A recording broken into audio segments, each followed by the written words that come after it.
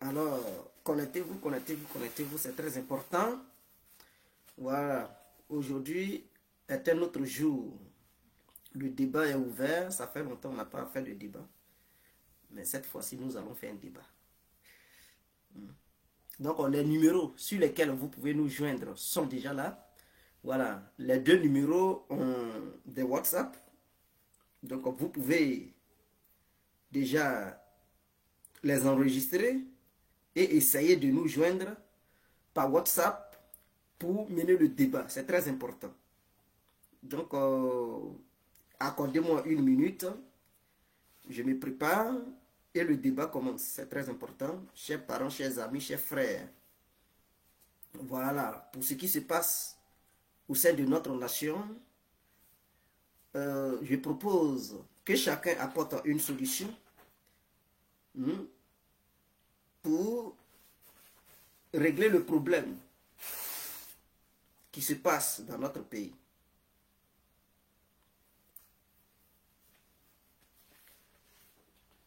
Alors, bonsoir, bonsoir à tous et à tout temps pour tous ceux qui ne me connaissent pas. Je suis l'incontournable guerre complet tout terrain. L'homme dont on parle, l'homme qui n'a pas fourreau aux yeux, l'homme qui ne marche pas ses mots. Vous pouvez aussi m'appeler devant la ville, l'homme derrière, gouverneur italien, docteur Modana, appelez-moi Boum, laisse-moi mourir 5 plein de Royal Padrino, Camari des eaux, ou la Moudja. Alors nous voilà à nouveau devant cette caméra pour parler de ce qui se passe. Voilà, suite à la déstabilisation de la Côte d'Ivoire qui se prépare par l'opposition. Donc cette déstabilisation à laquelle on fait face notre gouvernement et le champion, son excellence, M. Alassane Ouattara, nous proposons un débat, nous proposons à ce que les uns et les autres interviennent pour apporter une solution. Quelle stratégie le gouvernement d'Alassane Ouattara peut appliquer pour ramener le calme au sein de notre nation? Alors, il y a deux numéros. Il y a un numéro qui est français, qui est un WhatsApp. Il y a un numéro qui est belge, qui est un WhatsApp. Donc, l'un de ces deux numéros, vous pouvez enregistrer celui qui vous plaît, celui qui vous convient, et vous verrez directement le WhatsApp. Alors, une fois le WhatsApp obtenu, vous pouvez nous appeler pour intervenir. Est-ce que Alassane Ouattara, au nom de la paix, au nom de la stabilité de notre pays, peut-il arrêter Henri Konan Bédié? Peut-il arrêter Soro Diop? Peut-il arrêter Afi Ouguessa pour calmer les manifestants, pour calmer tous les militaires qui ont une vision de vouloir coopérer avec les membres de l'opposition pour frapper le pouvoir d'Alassane Ouattara? Est-ce que le fait de les arrêter peut anéantir leur vision de déstabilisation ou les arrêter est une erreur politique? Question. Alors, nous vous écoutons, vous pouvez dès à présent intervenir à travers WhatsApp ou intervenir directement sur les numéros dont vous disposez. Les deux numéros sont des numéros LICA. Donc, un numéro LICA belge et un numéro LICA français. Alors, ceux qui possèdent des puces LICA françaises peuvent appeler sur le numéro LICA de la France que j'ai mis sur le titre de la vidéo.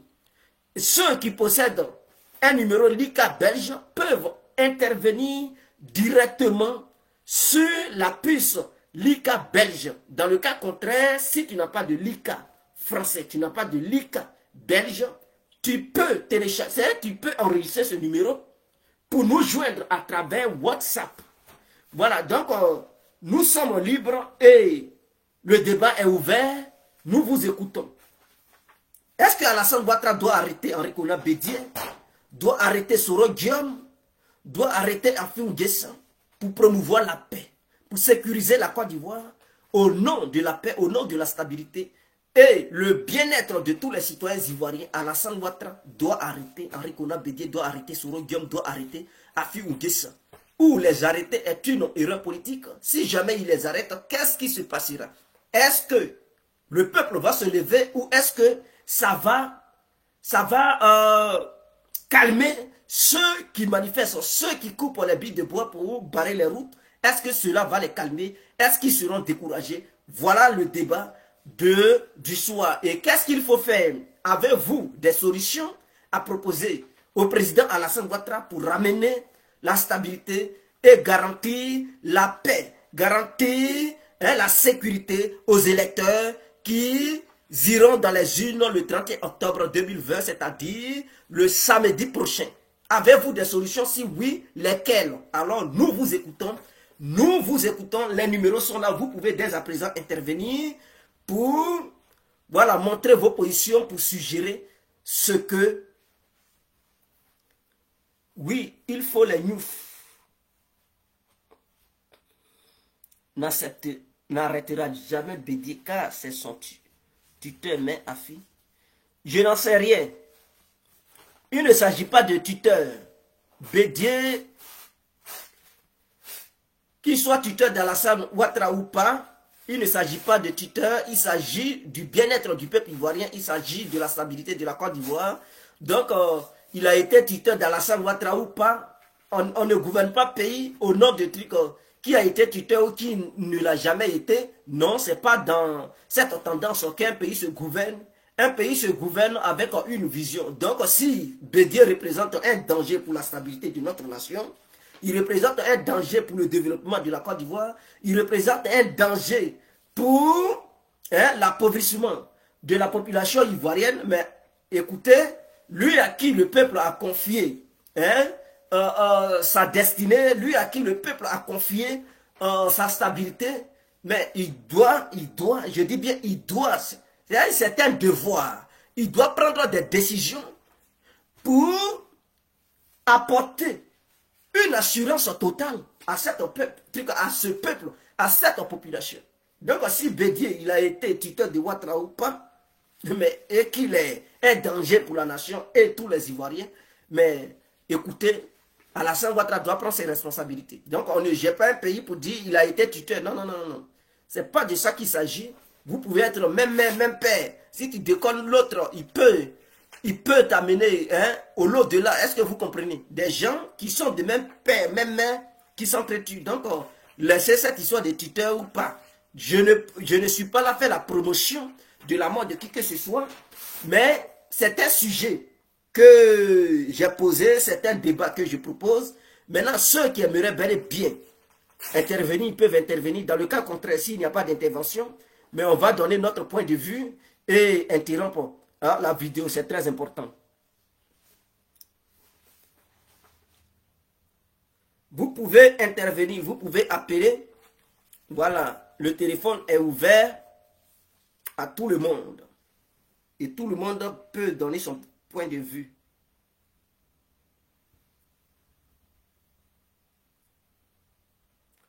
La vision, ce n'est pas de tuer qui que ce soit. On ne parle pas de meurtre.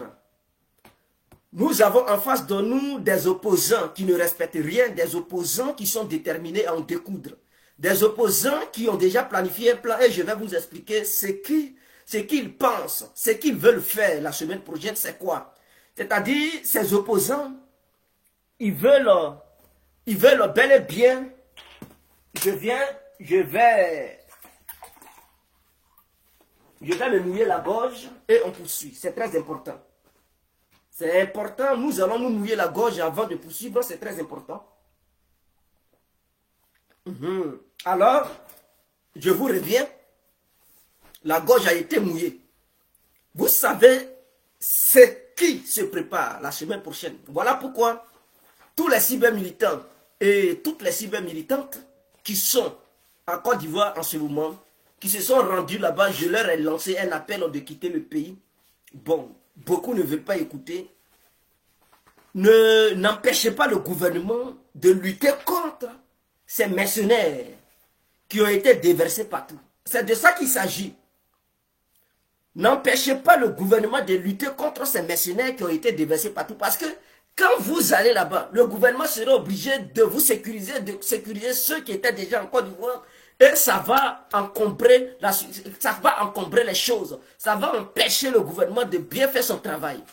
Quittez là-bas. Parce que si vous êtes là-bas et qu'il y a problème, pendant que le gouvernement va se préparer à régler une solution, vous allez les appeler. Non, je suis ici, j'ai tel problème, venez me chercher. Je suis là, j'ai tel problème. Et ça va confondre la situation. Ça va mélanger le plan du gouvernement. Donc, pour empêcher le gouvernement d'être vraiment sur tous les fronts à la fois, au même moment, hein, à la même seconde, je vous prie de quitter là-bas. C'est très important. C'est ici que vous devrez voter en Europe. Ce n'est pas en Côte d'Ivoire vous devrez voter. Qu'est-ce que vous êtes parti chercher là-bas?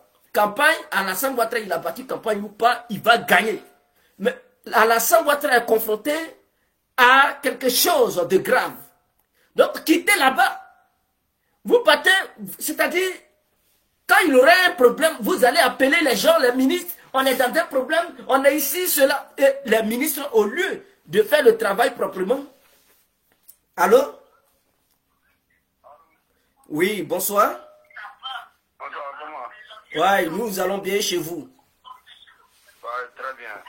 Est-ce que vous pouvez diminuer le volume, l'appareil sur lequel vous regardez le direct? Oui. Ok, c'est fait. Ok, nous vous écoutons. Moi, c'est Pablo Escobar, depuis Abidjan. Ok, monsieur Pablo, nous vous écoutons. Voilà, c'est nous qui sommes sur le terrain. Oui. Pour la paix en Côte d'Ivoire, Oui. tant que Soro n'est pas arrêté, il n'y aura pas de la paix en Côte d'Ivoire. Ah bon, pourquoi vous dites cela? Savez-vous que Soro, il a laissé démobiliser autant? Oui. Et jusqu'à présent, Soro continue à les envoyer de l'argent. Waouh. Ok. C'est les enfants qui sont déjà déterminés, Oui. qui n'ont plus d'avenir. Oui. Donc ils sont là pour gâter. Oui. Donc tant qu'on ne met pas la main sur Soro pour qu'il ait ces éléments, il n'y aura pas de trucs comme de l'instabilité en Côte d'Ivoire. Mais est-ce que ce que vous dites, avez-vous des preuves Oui. qui attestent que Soro Guillaume?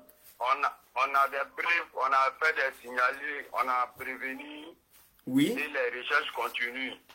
Ok. Tous ces gens qui sont arrêtés à Dabou, Oui. ils ont participé à la rébellion de 2000 jusqu'à 2002-2005.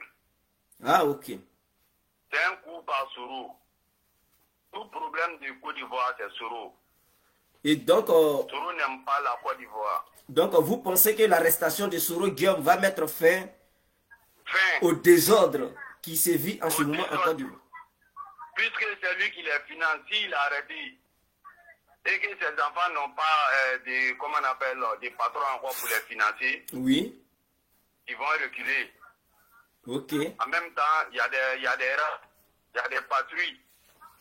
Si on t'a pris, Oui. tu vas en prison directement. Oui. C'est dans ça on vit. Nous, on ne tue pas. Non, on te prend, tu vas en prison. Ok. Voilà. Sinon, tout problème du Côte d'Ivoire, c'est Soro. Même les opposants, ils sont en train de monter, descendre. C'est Soro qui est à la base de tout. Mais quand vous dites Soro les finance, mais comment vous savez que Soro les finance? Est-ce que Soro Guillaume, Soro c'est les lui-même finance, qui prend l'argent pour... Oui. C'est un mouvement, c'est pas caché. Les Ivoiriens sont... tous ceux qui ont participé à la rébellion sont au courant. Soro, quand il était à l'Assemblée nationale, il n'a pas voté de loi pour les démobiliser. Oui. Et c'est pourquoi il a fait. Il a libéré presque les 5000 soldats là, à qui on a remis les 15 millions. Oui. C'était un coup par Soro. Dans le cas contraire, à ce jour, si le président ne payait pas l'argent, c'est les mêmes gars qui étaient avec lui actuellement. Mais Dieu merci, on a pu payer l'argent. Ah, donc vous pensez que c'est Soro Guillaume qui les manipulait? C'est Soro qui les manipulait. Jusqu'à présent, il continue de les manipuler. On a les preuves. Mais où sont ces démobilisés? Pourquoi ils ne sont-ils pas arrêtés? Si vous savez où ils sont. Mais on les arrête. Ils sont beaucoup. On les arrête. Il y a d'autres qui reculent d'eux-mêmes. Il y a d'autres avec les, comment on appelle, avec les vidéos à travers vos messages, tout ça. Là, il y a beaucoup qui se sont saisis. Soro n'est pas ici. Oui. C'est en Europe. C'est nous qui sommes sur ce terrain. Soro n'a pas de parents ici. Oui. Voilà. Il a fait fatiguer. Il n'y a pas assez beaucoup de jeunes qui là avec lui. Donc il est obligé d'aller recruter les Libériens et les Guinéens. Sinon, tous les jeunes du Nord, ils se sont ressaisis, ils ont compris. Ok. Il y a beaucoup qui ont compris. Ok, votre mot de fin? Mon mot de fin, il faut qu'on arrête Soro le plus vite possible. Et c'est mon souhait. Et c'est le souhait des Ivoiriens, des vrais Ivoiriens. Quand on dit sortez là, Bobo est là, Adjamé est là, moi je suis à Abidjan, il y a Koumassi, il y a beaucoup de communes. Tu as vu manifestant où chaque jour je suis direct. Ok. Hein? Si ce n'est pas Paul Bouy, c'est ancien fief de Sourou. Ok. Nous vous remercions, monsieur, Voilà. pour votre brillante intervention. Merci à vous. Ok. Bon après-midi. Merci à vous. Ciao. Alors, donc, c'est ouvert pour ceux qui aimeraient bel et bien intervenir. Si vous ne le savez pas, je vais épeler le numéro 0032. Voilà, 46 52 54 128. Je répète, 0032. 46 52 54 128. Ça, c'est le numéro du WhatsApp. Vous pouvez nous joindre là-dessus directement, ou soit vous pouvez nous appeler directement sur le numéro. Voilà, donc 0032 46 52 54 128. Ça y est, sur le titre de la vidéo, il y a encore un numéro français qui est aussi sur le titre de la vidéo. Vous pouvez enregistrer ces deux numéros qui sont sur le titre de la vidéo et vous verrez les différents WhatsApp de ces deux numéros.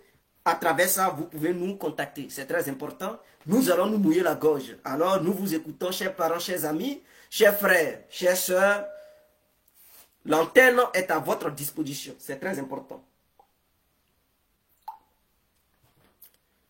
Quand vous dites que Soro doit être arrêté, il doit être arrêté comment? Puisque nous savons bel et bien que l'État ivoirien, à travers la justice ivoirienne, a délivré 2 mandats d'arrêt pour que la France puisse extrader Soro Guillaume. Mais ce dernier n'a jamais été extradé. On a l'impression que la justice française ne coopère pas avec la justice ivoirienne. On a l'impression que le gouvernement français ne coopère pas avec le gouvernement ivoirien. Or, il y a des accords d'extradition entre la France et la Côte d'Ivoire. Alors, pourquoi la France couvre-t-il Soro Guillaume ou pourquoi Soro Guillaume n'arrive pas à être extradé par les autorités ivoiriennes? Question alors à vous de voir. Est-ce que la Côte d'Ivoire hier, qui n'avait pas pu extrader, qui n'avait pas pu coopérer avec la France pour pouvoir extrader Soro Guillaume, pourra le faire maintenant ou après les élections? Question. Alors nous vous écoutons, chers frères, chers amis. Est-ce que l'extradition de Soro Guillaume sera si facile ou compliquée? Donc nous vous écoutons, l'antenne est à votre disposition. Alors j'aimerais vous dire quelque chose pour ceux qui se trament. L'opposition a mis une nouvelle stratégie sur pied. Cette stratégie, c'est quoi? Cette stratégie, c'est que l'opposition, à partir de la semaine prochaine, je dis après-demain, demain, dimanche, après-demain, que vous voyez le lundi, mardi, jusqu'à cette semaine, parce que la semaine prochaine, c'est les élections. La semaine prochaine, les élections auront bel et bien lieu. Et donc, qu'est-ce qu'ils veulent faire dans cette semaine? Ils veulent s'apprendre aux chauffeurs de Baka, aux chauffeurs des remorques, aux chauffeurs des bus, aux chauffeurs des cars, dans les villages, comme sur les grandes voies, pour les empêcher de circuler. Parce que pour eux, en les empêchant de circuler, les militants ne pourront pas se déplacer d'un point A à un point B pour aller dans leurs villes respectives où ils doivent aller voter. Où se trouvent les bureaux de vote dans lesquels ils vont aller voter. Et donc, pour empêcher toutes sortes de circulation. Et pour eux, quiconque se déplacera se verra maté par ceux qu'il croisera sur son chemin ou se verra ôter la vie par ceux qui trouvera sur son chemin. Alors, voici leur nouvelle stratégie. Pour semer la terreur et empêcher la circulation au sein de la Côte d'Ivoire, c'est-à-dire Abidjan peut circuler. Ils vont perturber un peu Abidjan, mais les autres voies qui sortent de la capitale de la Côte d'Ivoire appelée Abidjan, ils vont empêcher toute circulation. Pour ne pas que les denrées alimentaires quittent les villages pour alimenter les villes. Ça, c'est leur vision. Et dans ça, ils seront très barbares. C'est ce qu'ils ont préparé. Donc, tous ceux qui auront des véhicules, ils ont une idée arrêtée, brûler les véhicules et les passagers qui se trouvent au sein de ces véhicules, ils vont s'apprendre à eux. Chauffeurs, apprentis, ils vont vouloir les brûler vifs Et donc ça, c'est leur nouvelle vision. Voilà pourquoi je fais ce direct pour alerter aussi les militants du RADP, alerter le peuple ivoirien, pour alerter les citoyens ivoiriens, pour alerter la population ivoirienne. Pour ceux qui sont épris de paix, qui ne veulent pas voir la Côte d'Ivoire en feu et en sang, écoutez-moi, si vous vous déplacez, ne vous déplacez pas comme ça. Soyez en groupe. Ne vous laissez pas l'un et l'autre. Ne voyagez pas un, comme on le dit, mais voyagez plutôt en groupe. Et soyez prêts. Parce que ceux-là, une fois qu'ils vous arrêteront, ils ne vont pas jouer avec vous. Dans leur but et leur vision, c'est de vous ôter la vie. Ils veulent vous ôter la vie. Ils veulent vous brûler vif. Ils veulent brûler vos véhicules et tout. Pour s'aimer la panique et pousser les gens à ne plus voyager. C'est-à-dire empêcher les véhicules qui vont quitter de Korogo sur Abidjan. Empêcher les véhicules qui vont quitter Abidjan pour aller vers Korogo. Empêcher les véhicules qui vont quitter Amman pour circuler. Empêcher les véhicules qui vont, à tout cas, sur toute l'étendue du territoire, ils veulent faire cela. Et c'est leur plan. Parce que pour eux, en faisant ça, Alassane Ouattara va reculer. En s'en prenant aux chauffeurs, en brûlant les gros camions, sur toutes les voies, sur toute l'étendue du territoire, ils vont faire reculer Alassane Ouattara. C'est leur vision. Et donc, c'est leur dernière carte. Puisque leur rébellion n'a pas pu voir le jour, elle a été matée dans l'œuf. Je dis bien, leur rébellion a été matée dans l'œuf. Et donc, une rébellion qui a échoué, qui a été démantelée. Hein, avant qu'elle ne naisse, avant qu'elle ne clore, avant qu'elle ne grandisse, alors, leur nouvelle stratégie, c'est de s'en prendre à tous ceux qui sont des chauffeurs et passagers pour semer le chaos et le désordre. Donc, voici leur vision. Et ils vont se placer au milieu des voies où se trouvent les différentes forêts. C'est-à-dire, lorsqu'ils vont opérer, ils vont se disperser pour entrer dans les forêts pour s'échapper. Mais ceux qui seront là-bas, ce sont des gens qui connaissent ces forêts-là. Donc, ils vont s'en prendre aux chauffeurs et à leurs véhicules. Ils vont brûler, ils vont tuer les gens. Une fois cela, ils rentrent dans les forêts, ils seront encagoulés. Et c'est ce qu'ils ont prévu de faire. Et quand ils vont s'aimer cela, ce désordre, les chauffeurs vont avoir peur. Ils vont dire, mes amis ont été attaqués, ceci, cela. Donc moi, en tout cas, je ne bouge pas mon camion. Ça me coûte cher, c'est un camion, j'ai souffert pour avoir ça. Ou bien le camion ne m'appartient pas, ça appartient à mon patron, je ne peux pas aller livrer ça à des bandits, à des mercenaires de Guillaume Soro, à Fimgessa et Henri Konan Bedi. En ce moment-là, ils vont rester cloîtrés dans leur maison, dans leur cour, ou bien dans les villes où ils résident. Et donc, ce qui rendra la situation difficile, ce qui empêchera le déplacement des biens et des peuples au sein de notre nation. Voilà leur nouvelle stratégie. Alors, je vous demande d'être prudent parce que la semaine prochaine, je ne suis pas là pour faire la propagande. D'autres diront que Guégué, au lieu de soutenir Alassane Ouattara, tu fais de la propagande et tu sèmes la psychose au sein de notre population. Non, je soutiens Alassane Ouattara. Je soutiens le président Alassane Ouattara, mais il y a encore une autre réalité dont on ne peut pas ignorer. La réalité est claire, on ne peut pas ignorer ça. Soutenir Alassane Ouattara aussi, c'est de dénoncer aussi ce qui se passe. Ce que les opposants trament, on ne peut pas les ignorer. Les gens meurent quand même. On ne peut pas les ignorer pour dire qu'ils ne pèsent pas. Dans ce temps, ils tuent des gens. Mais ceux qui meurent là, ce sont des humains. Ce sont des vies qu'on perd en Côte d'Ivoire. Donc on ne peut pas dire les opposants, ils ne valent rien.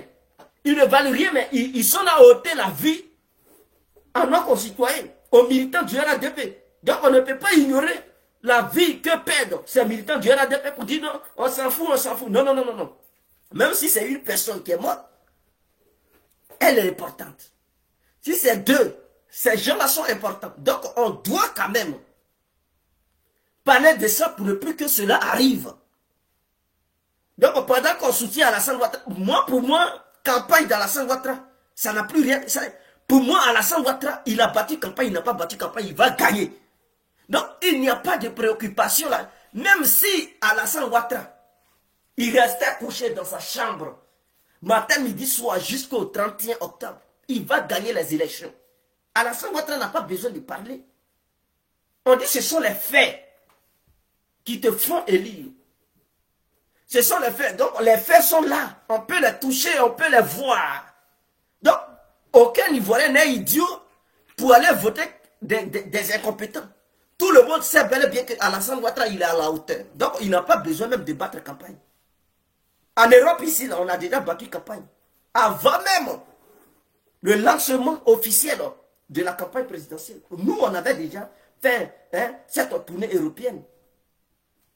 On avait déjà battu campagne. À Paris, en Suisse, en Allemagne, en Belgique, en Espagne, tout ça là, on a battu campagne. Même campagne est lancée, personne ne bat campagne. Tout se passe maintenant sur les réseaux sociaux.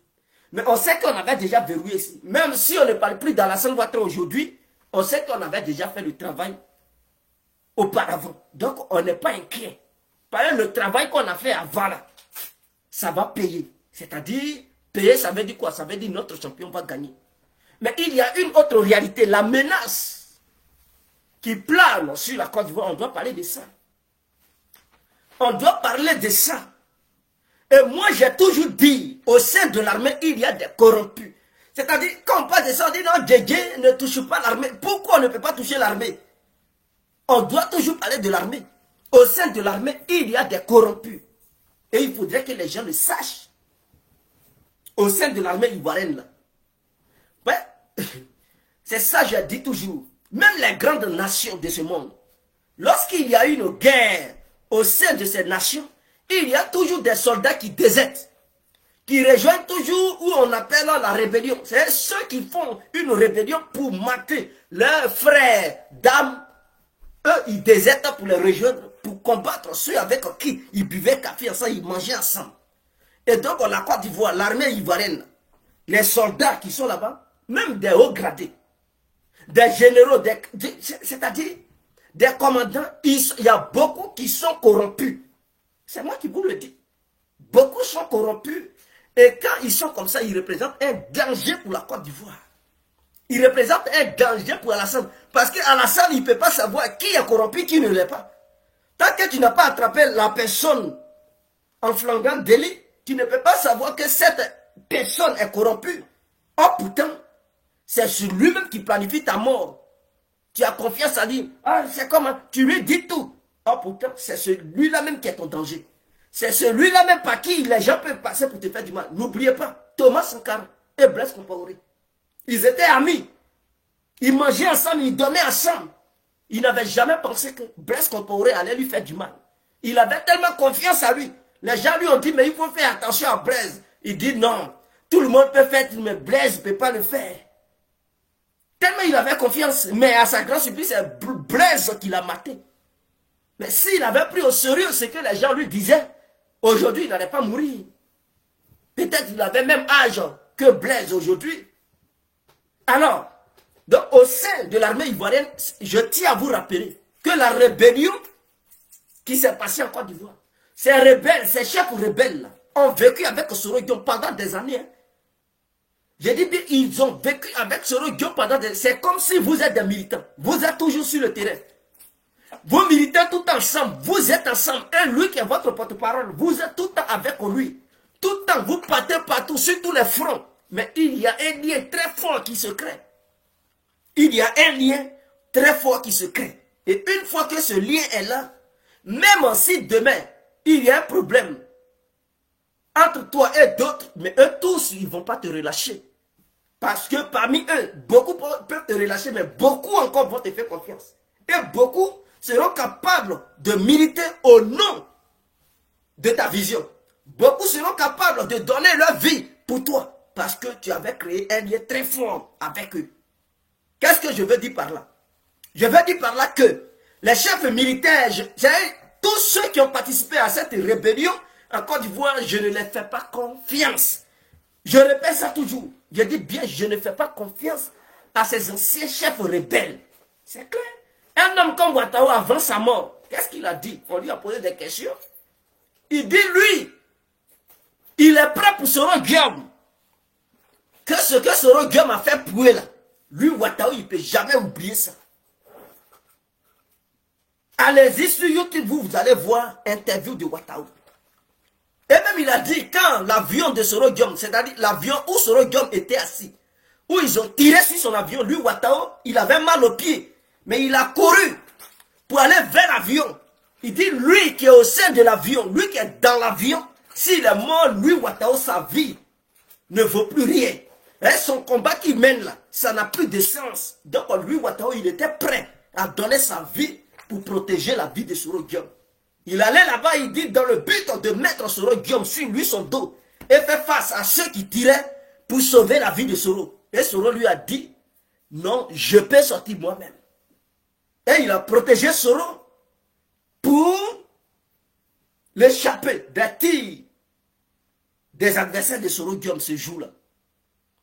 Et donc il a rigolé, il dit, mais je ne peux pas trop parler parce que je suis dans l'armée ivoirienne. Si je parle trop, ils vont dire, je suis militant d'un homme politique, donc je préfère me limiter là. Mais il dit, vous ne savez pas ce que Soro Diom a fait pour nous. Il a fait beaucoup pour nous.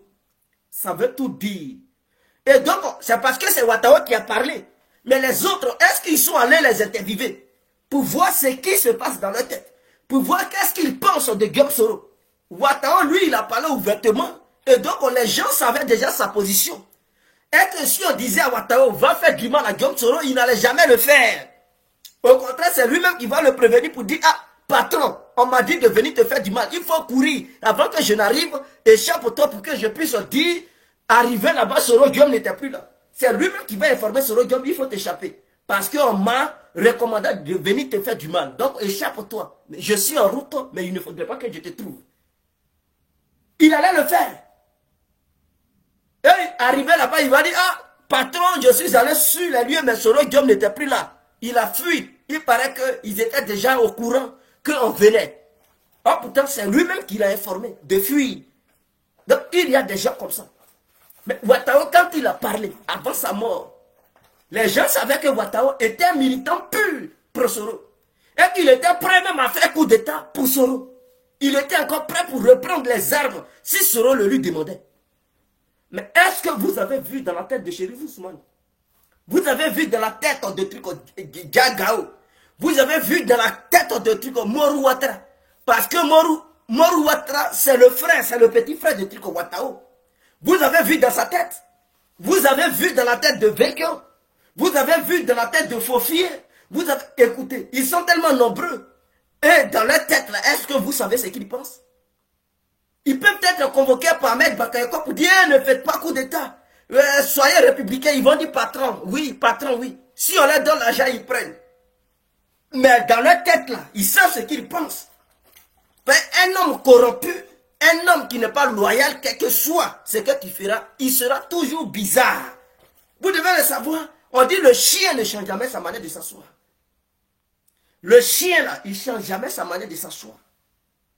Donc si ce sont des gens qui pensent que Soro Diom est de leur promotion, et que Soro Diom leur promet des postes ministériels, pour dire si je vais au pouvoir, toi, tu vas être ministre de la sécurité, toi, ministre de la défense, toi, ministre d'État, eux, ils veulent aussi être ministres. Dans leur tête, c'est être ministre pour se gonfler dans le pays là.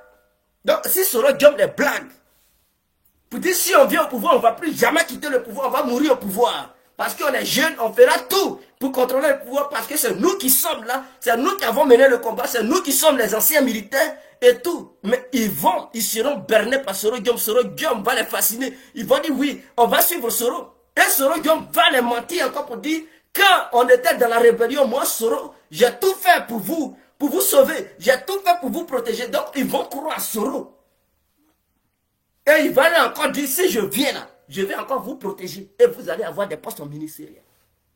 Je vais doubler encore vos salaires. Quand Soro, c'est un grand manipulateur, lui, Soro. Ils seront fascinés, ils seront séduits. Ils vont dire, Soro Diom, on est prêt pour lui.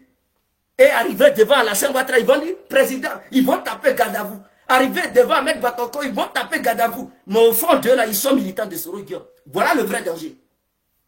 Et les militaires, et les petits sergents qui sont là-bas, là, ils sont divisés. Il y a des gens, parce qu'en Côte d'Ivoire, il ne faudrait pas qu'on se voile le visage. Il ne faudrait pas qu'on se voile la tête. En Côte d'Ivoire, aucun Ivoirien n'est neutre. Il faudrait que ça soit clair. Je dis bien en Côte d'Ivoire, Aucun Ivoirien n'est neutre. D'autres diront que je suis neutre. C'est des hypocrites. Ils ne sont pas neutres. C'est des gens, ils ont des partis pris. Mais tout simplement, ils ne font pas savoir ça aux gens. C'est-à-dire, ils sont discrets. Mais dans leur cœur là, fais un choix. Quel que soit ce que tu diras, je suis neutre. Mais ton cœur fera toujours un choix, c'est clair. Ça y est comme ça dans la vie d'un être humain. Tu vas dire, je ne veux pas, je ne veux pas. Mais ton cœur fait toujours un choix. Tu vas dire, entre les deux, je ne soutiens personne. Mais entre les deux, là, tu dis, tu ne soutiens personne. Même si tu ne les aimes pas, tu vas dire, ah, je ne les soutiens pas, mais quand même, lui, là, il est un peu bien. Tu diras toujours, lui, là, il est un peu bien. Ça veut dire, c'est un soutien. Il faudrait qu'on le sache. Donc, ces militaires-là, qui sont aujourd'hui militaires, qui sont aujourd'hui gendarmes, qui sont aujourd'hui aux forêts, qui sont aujourd'hui douaniers, qui sont aujourd'hui policiers, qui sont aujourd'hui tout ce qu'ils sont, ces gens-là ont des familles. Ils viennent d'une famille et dans leur famille, des gens ont des positions. C'est-à-dire, ils ont des choix dans leur famille. Ils soutiennent des politiciens. Et lui, avant d'être militaire, il a soutenu des politiciens. Il a déjà soutenu un politicien dans sa vie. Il a eu l'amour d'un politicien dans sa vie avant de devenir militaire, avant de devenir gendarme, avant de devenir policier. Et donc, une fois que son choix était déjà fait avant d'entrer dans l'armée, mais il manifeste toujours cet amour qu'il animait avant qu'il ne soit dans le treillis, avant qu'il ne soit dans les habits de corps habillé. Mais ils vont lui dire qu'il faut être républicain. Est-ce que lui, il s'en fout? Parce que nous, Africains, on milite au nom des hommes politiques. On ne connaît pas ce qui est être républicain et tout. Un homme qui a déjà poussé barbe, qui a déjà des poils, tu vas lui dire être républicain. Est-ce qu'il a fréquenté correctement? Être républicain, c'est dès le bas âge qu'on apprend ça. C'est l'école primaire qu'on t'inculque ça depuis étant bébé. Mais ceux-là, ils ont déjà vieilli, ils avaient déjà des prises de position. Tu vas leur dire être républicain. Ils ne connaissent pas ça. Il va dire oui, oui. Même si tu lui expliques être républicain, ça veut dire quoi? Il ne connaît même pas. Ces gens-là, ils ne connaissent même pas la signification de ça. Il va dire oui, patron, il va taper Gadavou. Mais dans son cœur, là, il dit, moi, je soutiens Alassane. Moi, je soutiens Bédier. Moi, je soutiens Gbagbo. Moi, je soutiens Soro. Moi, je soutiens Brégoudé. Moi, je soutiens Afi. Et ils sont comme ça au sein de l'armée. Ils sont éparpillés dedans. Donc, que tu sois président ou pas, ce n'est pas leur problème. Républicain ou pas, ce n'est pas leur problème. Dès lors qu'ils voient leur candidat dans la course, ils disent, le jour, ça va se gâter là. Ah! Dans son cœur là-bas, il est là cogité pour dire, le jour, ça va se gâter. Le jour, ça va se gâter. Il connaît déjà sa position. Il sait ce qu'il va faire. Et ils sont là-dedans. Ça veut dire, les anciens rebelles, il y a un lien très fort avec eux, entre eux et Soroudian. Est-ce que dans ça, on va se voiler la tête? Il y a un lien très puissant avec Soroudian. Les anciens rebelles, ils ont un lien avec Soroudian. Ils ont fait quand même 8 ans, sinon que 10 ans ensemble. Dans la rébellion, ce n'est pas petit. Quelqu'un avec qui a mangé, je ne sais pas, qui a mangé macaroni, qui a bu le café, matin, midi, soir, pendant 10 ans, 8 ans ensemble. Et vous vous séparez, l'autre va très loin, l'autre va très loin. Vous pensez que les liens vont se couper tout. Non, il y a des liens. Et quand vous vous rappelez du passé, de votre galère, et tout ça, mais les liens deviennent encore très forts. Et tu es prêt à te battre pour lui. Voilà pourquoi je demande au gouvernement ivoirien de ne pas trop faire confiance aux anciens rebelles qui sont dans la... Moi-même, j'ai déjà dit ça depuis longtemps. Ceux qui me suivent, ils le savent. J'ai déjà toujours dit que les anciens rebelles, là, ils ne m'inspirent pas confiance. Il faut les arrêter et tous. Pour les foutre au gnouf, c'est clair. Est-ce que dans ça, là, pour dire ça, là, cela ne veut pas dire être contre le gouvernement ivoirien. Pour dire ça, c'est pour la protection d'Alassane Ouattara. Moi, j'avais déjà toujours dit que les anciens rebelles, il fallait former d'autres jeunes immédiatement et urgemment. Les envoyer ailleurs pour recevoir une très bonne formation. Il faut bien les équiper. Il faudrait qu'ils soient prêts mentalement, physiquement et les amener en Côte d'Ivoire pour remplacer les chefs rebelles là. Et tout.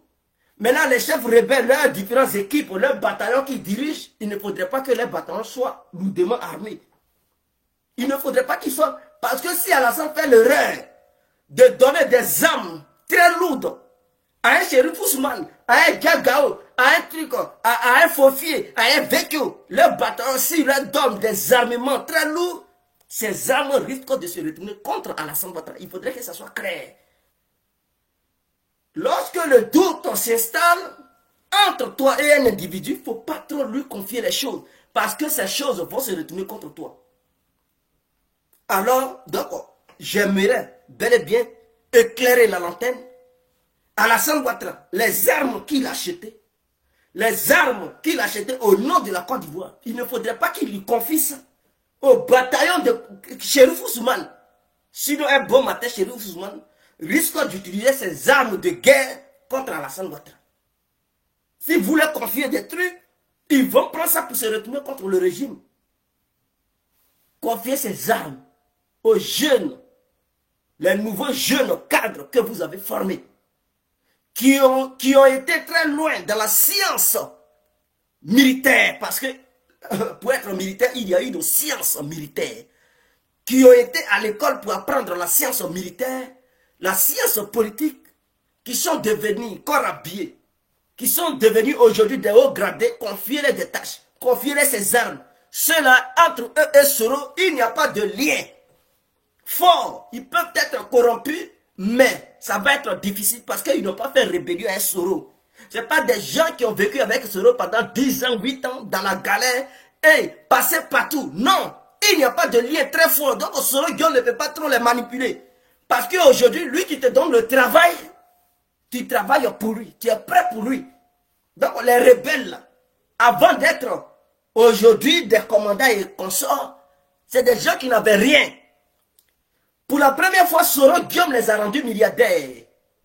En cassant les différentes banques de Boaké et Korogo, la BCAO, c'est là-bas qu'ils sont devenus milliardaires. Donc eux là, ils avaient déjà des milliards. Les Ouattao avaient déjà des véhicules, pas possible. Vous partez dans le garage de Ouattao, mais vous allez dire, mais il a enlevé ça où? Les véhicules américains. C'était ça qui était rempli dans son garage. Et tout. Mais pourquoi il a eu ça? Mais c'est grâce à Soro Guillaume. Donc, quand il dit, vous ne savez pas ce que Soro Guillaume a fait pour nous. Mais Soro Guillaume leur a permis de casser des banques, avoir de l'argent, devenir milliardaire. Un militaire qui devient milliardaire en Afrique, c'est que vraiment, ils étaient rien. Ils n'étaient pas des hauts gradés, mais qui étaient déjà des milliardaires. C'est grâce à Soro. Ce n'est pas grâce à Alassane Ouattara, ce n'est pas grâce à Maître Bakayoko. Donc ce lien qui les lie entre eux et Soro Guillaume, c'est très fort. Parce que sous le règne de Soro Guillaume, sous le règne de la rébellion de Guillaume Soro, ils sont devenus milliardaires. Pour la première fois, ils ont vu des billets de banque bien dressés, bien repassés. Donc vous pensez qu'ils ont oublié Soro? Ils ne l'ont pas oublié. Et ils seront prêts pour Soro. Ils seront prêts à prendre parti pour Soro pour renverser Alassane Ouattara. Voilà pourquoi je dis il ne faut pas faire confiance à ces rebelles. C'est clair.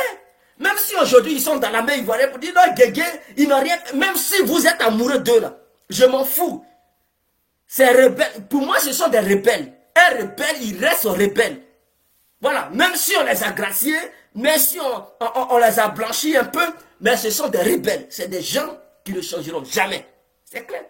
Si vous les titillez, vous êtes là les caresser pour dire non, il s'appelle Chérif Ousmane, il vient du Nord, donc il est pour Prado. Blaguez-vous. Restez là dormir, hein. Histoire de Djoula. Qu'il soit Djoula ou pas, moi je ne les fais pas confiance. Vous devez le comprendre.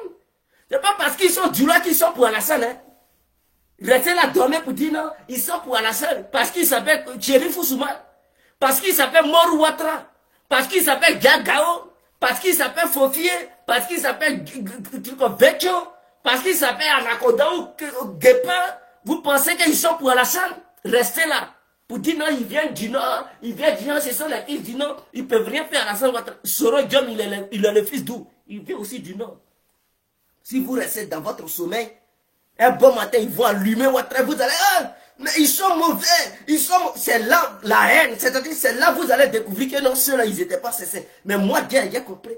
Étant éveillé, quelqu'un qui est lumineux, il voit déjà le danger à travers ceux-là. Parce que Soro Guillaume ne peut pas lancer un défi à Alassane Ouattara sans qu'il y ait un lien entre lui et ses anciens rebelles. Ce que je vous dis là, il faudrait que ça soit clair dans vos têtes. Soro Guillaume, je dis bien, je répète, il ne peut pas menacer Alassane Ouattara. Il ne peut pas être convaincu qu'il n'aura pas d'élection s'il n'a pas reçu l'assurance de ses anciens rebelles. Et s'est démobilisé, soi-disant, les militaires. Donc, Soro Guillaume, en disant ça, il a déjà réussi à convaincre beaucoup d'entre eux. Il a déjà réussi à, c'est-à-dire, les mercenaires qui étaient là, c'est pas eux qui allaient rentrer en action automatiquement. Je vais vous expliquer le film, comment ça allait se... Je vais me mouiller la gorge et je vous explique.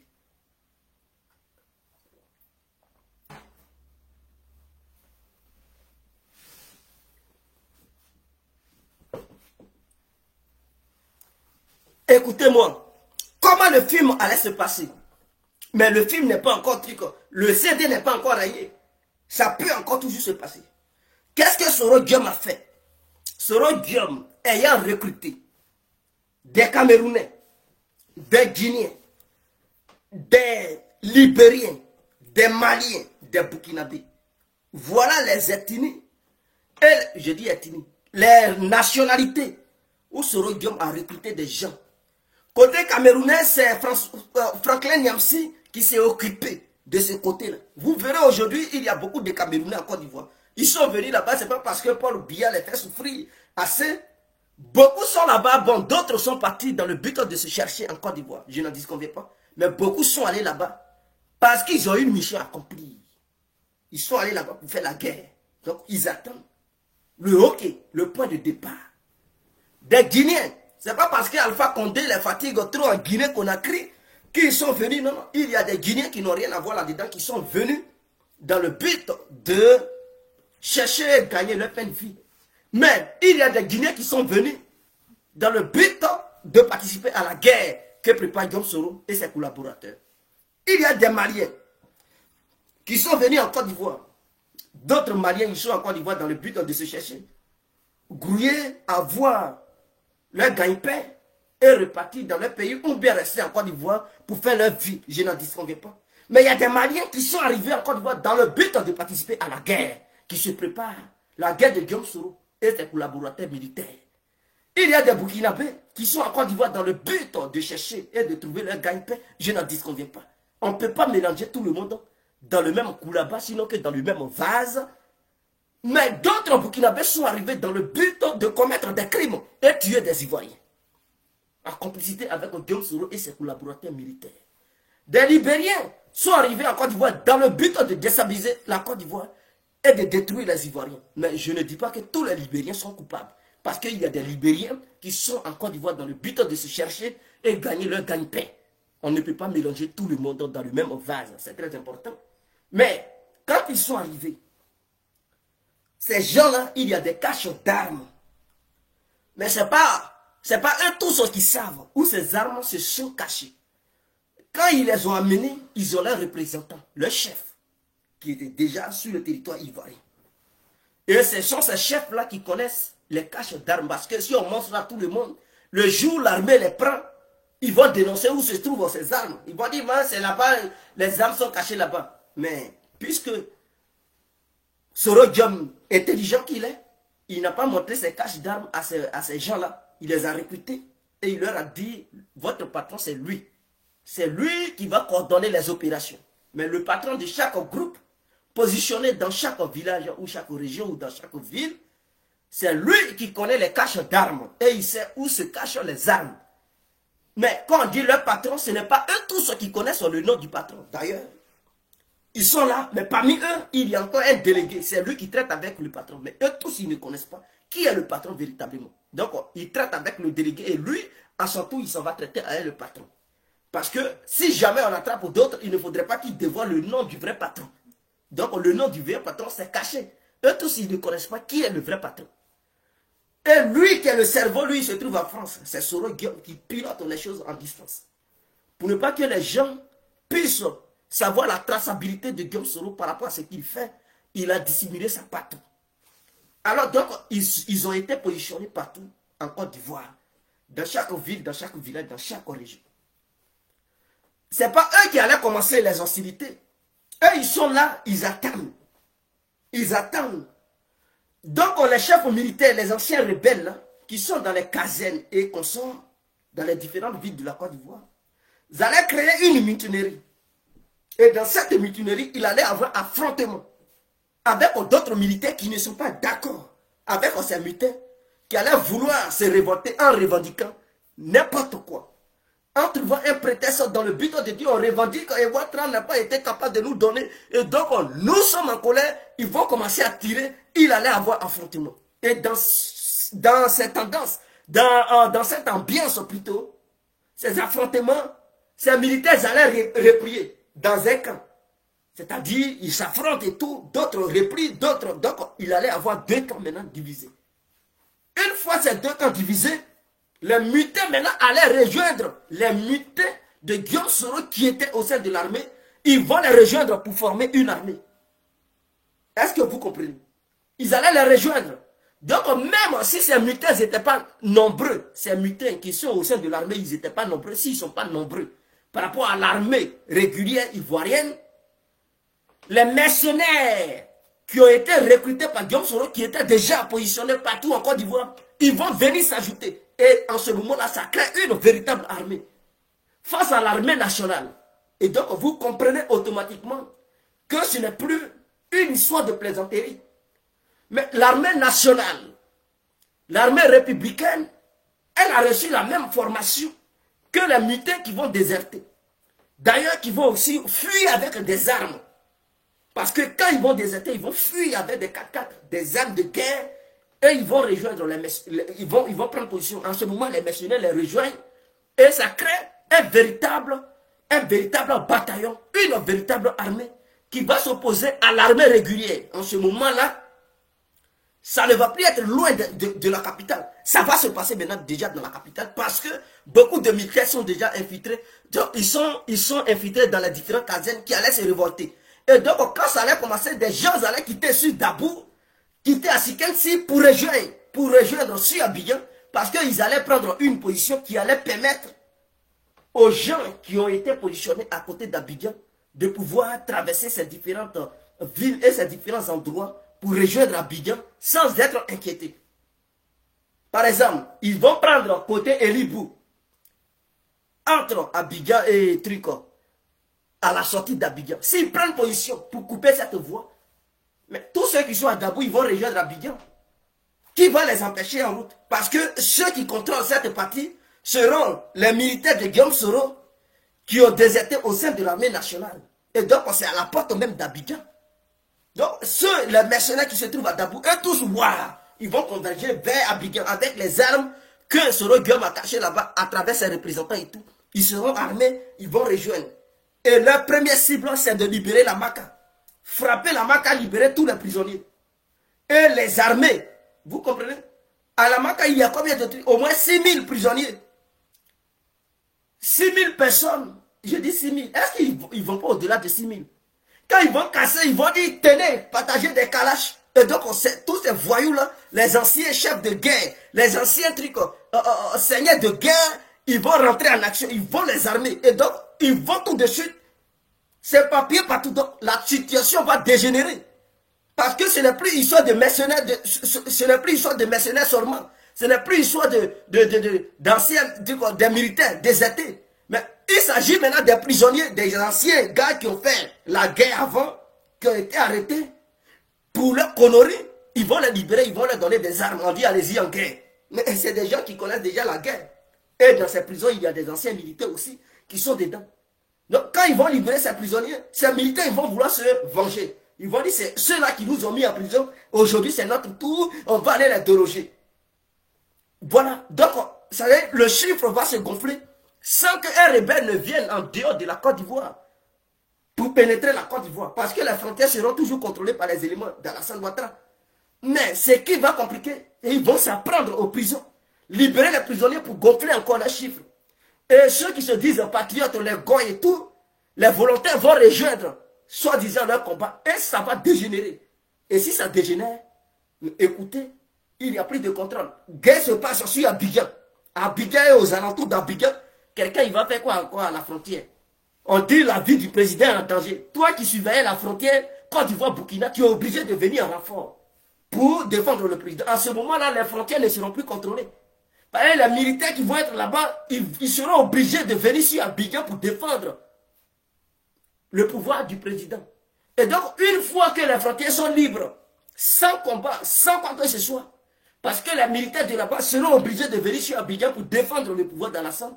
Mais en ce moment-là, des rebelles vont commencer à quitter les pays voisins pour pénétrer dans notre pays, dans le but de donner coup de main aux mercenaires de Guillaume Soro.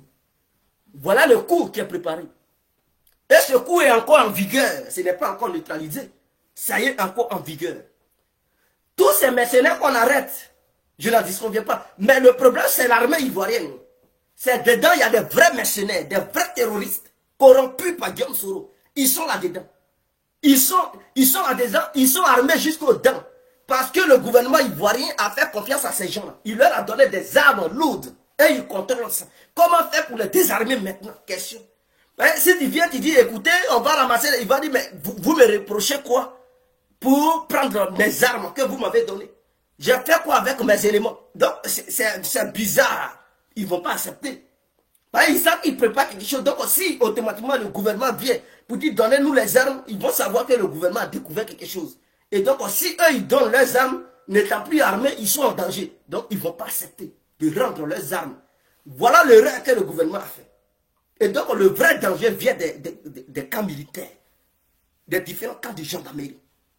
J'avais parlé de ça, je dis, je ne fais pas confiance au chef de guerre. Au chef de guerre, on dit, Guégué, tu aimes trop ça, tu aimes trop ça, il ne pourra rien faire. Je dis, oh, je ne fais pas. La vraie rébellion, c'est dans les casernes, ça va quitter. Ce n'est pas ces petits mercenaires qui vont effrayer l'armée ivoirienne. Le problème, c'est l'armée ivoirienne elle-même qui est corrompue. C'est là-dedans que va venir le danger. Est-ce que vous comprenez? C'est là-dedans que le danger viendra.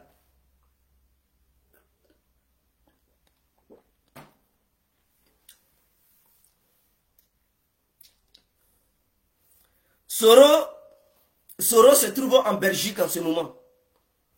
Il n'est pas en France. Il est venu en Belgique dans le but de négocier quoi que ce soit. Il est en Belgique, il négocie transition. Il ne sait pas que l'Union européenne a dit qu'elle soutient les élections. Soro Gueye, il est déterminé, il dit il est venu en Belgique pour apporter un message à l'Union européenne qu'il aura une transition. Que Ouattara veuille ou pas, il aura une transition. Et donc, lui, il est venu pour parler de cette transition. Il est déterminé. Il est déterminé. Et donc, il est encore en Belgique en ce moment. Il va repartir en France, mais il est encore en Belgique en ce moment. Donc, voilà un peu ce que je tenais à dire. Je vous remercie infiniment. Nous n'allons pas durer, mais faites attention la semaine prochaine. Voilà, la semaine prochaine sera vraiment une semaine déterminée, une semaine animée. Voilà, et moi je demande aux gens de rester à la maison, mon frère. Même que tu sois militant d'Alassane Ouattara, reste à la maison. Reste à la maison. Que tu sois militante d'Alassane Ouattara, reste à la maison. Ce n'est pas à toi de défendre le pouvoir d'Alassane Ouattara ou quoi que ce soit. Tu es un simple citoyen. Tu es quelqu'un qui est censé, tu es quelqu'un qui est intelligent. Tout ce que tu peux faire, c'est de parler et conscientiser les gens. Mais quand ça arrive dans le domaine des armes, Alassane Ouattara a bel et bien équipé l'armée et il sait comment faire. Parce que nous dénonçons des choses cachées, nous éveillons les autorités ivoiriennes par rapport à ce qui se passe. C'est à eux de prendre les bonnes décisions et déployer l'armée pour mettre la main sur ceux qui vont essayer de créer le vandalisme au sein de notre nation. Ce n'est pas toi, le simple militant, qui va sortir pour aller défendre Alassane Ouattara. Non.